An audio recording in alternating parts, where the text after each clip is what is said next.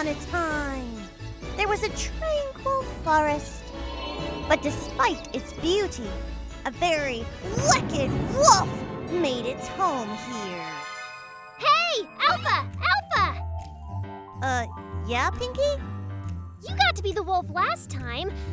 I was thinking, maybe we can swap roles for this story. Oh, sure! I'm not cut out for the villain role anyway. Well, lucky for you, I am. So let's start this again. Once upon a time, in a not-so-tranquil forest, a wicked wolf wandered in search of food. But lucky for her, she was about to hit the jackpot. Not one, but 2 little Red Riding Hoods would soon cross paths with her. So the wolf waited a bit, schemed a tad, and even wrote up a game plan. This would be her biggest score yet. Meanwhile, at the edge of the forest, a comfy little cabin rested.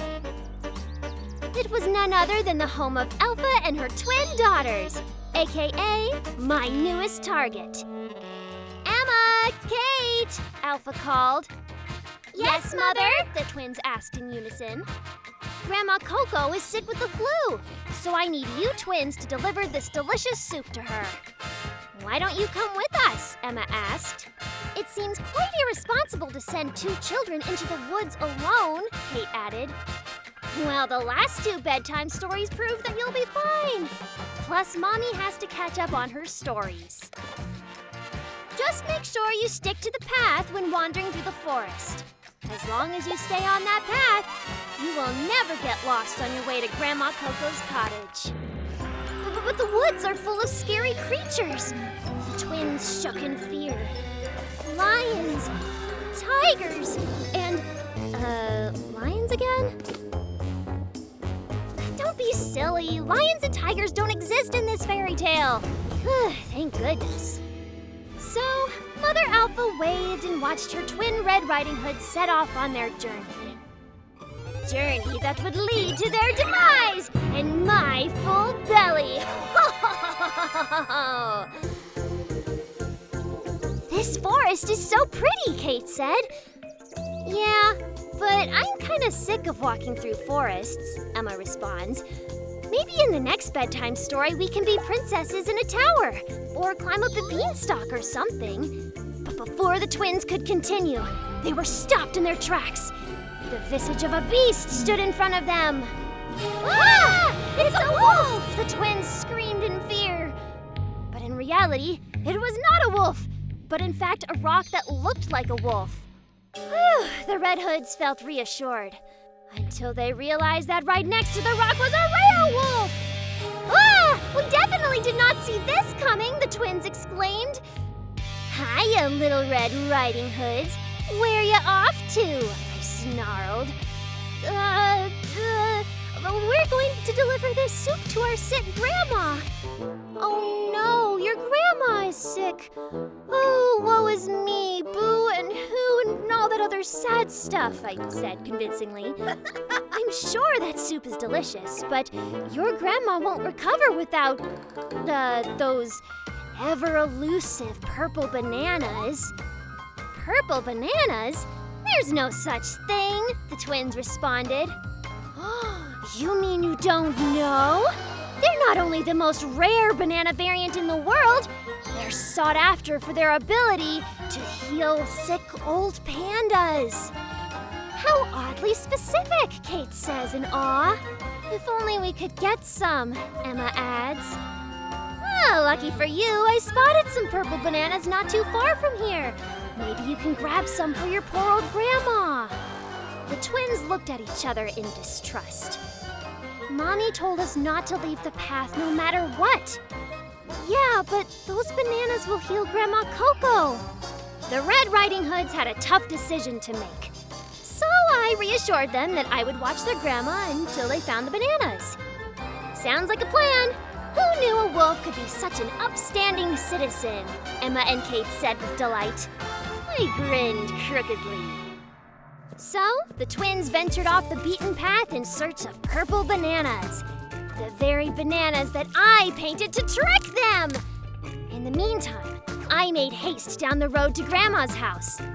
Those twins will surely be in for a surprise.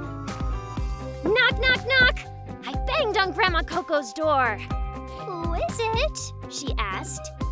It's me, your granddaughters, Emma and, the other one. We're both here. Blast this darn hearing aid! I can only hear one of you, Coco complained. I couldn't control my giggling. Coco opened the door. Get in here already! I'm super hungry! Huh? But wait! There were no twins. There was only one devilishly handsome wolf. And the soup was a lie! So I ran inside her house and tied her up. Could you be a bit more gentle? I'm still sick. Sorry, my bad. I freshened myself up and waited for my meal to arrive. And I waited. And I waited, and where are those twins? What's taking them so long? Do you see the purple bananas anywhere? Kate asks. No, I only see regular yellow bananas. And those suspicious blue bananas next to a blue paint bucket. It was at that moment I realized I messed up.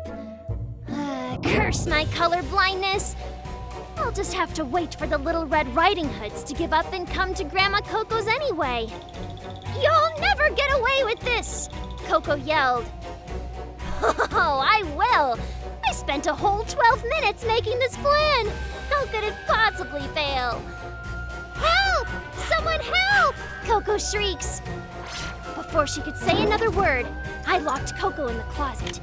But wait, what's that? The sound of footsteps. The twins were finally here. I donned my costume.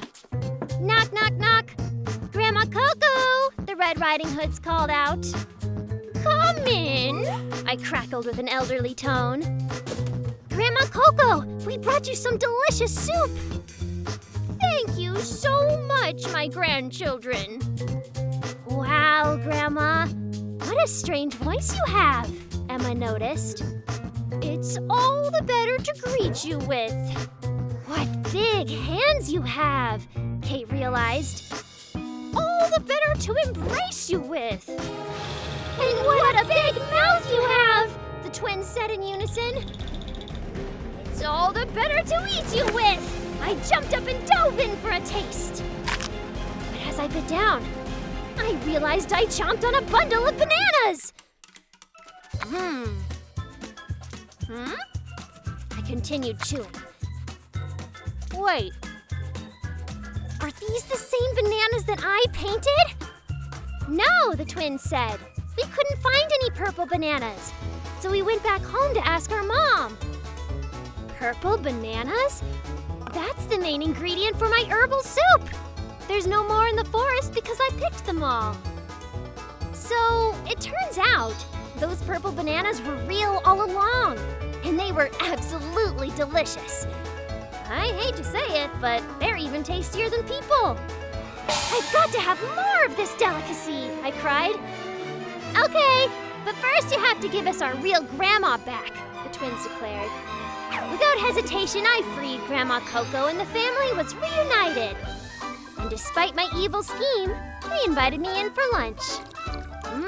That soup is good. Maybe you can teach me how to cook sometime, so I don't have to eat weary travelers. Sounds like a plan, Pinky. And thanks to everyone for joining us for another bedtime story session. See you later.